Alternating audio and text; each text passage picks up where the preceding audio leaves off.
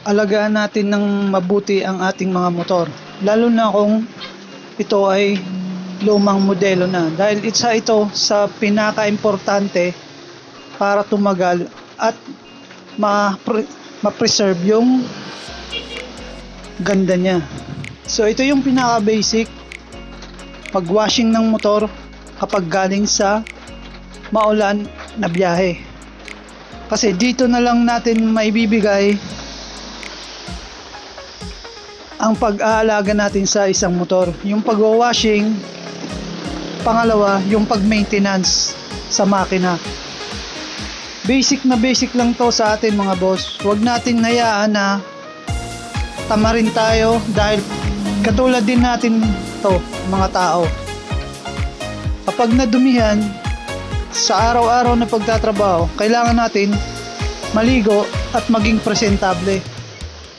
So ganito rin dapat sa ating mga motor.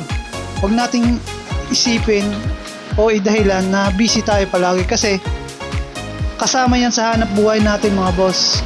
Lalo na sa mga araw-araw na gumagamit ng motor sa trabaho.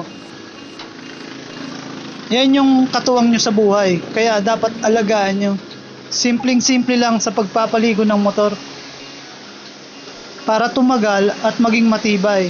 Katulad na lang natin na may mga MXI. Sobrang thankful na tayo na meron tayong motor ng ganito. Wala na nga sa market pero napapanatili natin ang kagandahan ng motor na luma tsaka matibay. So dito mga boss, hindi ko talaga hinahayaan na nakikita ang motor na marumi kapag ginamit ko siya galing sa kung saan pupuntahan. Kaya winawashing ko talaga to, inaalagaan ko sa pagdating ng maintenance, mini-maintenance ko talaga. Kasi ito na lang yung pinakamatipid natin na gagawin sa ating motor. Kasi kung pabaya tayo, kapag nasira yan, malaki yung gastos. So dito paligo lang to mga boss, washing lang, okay na yan.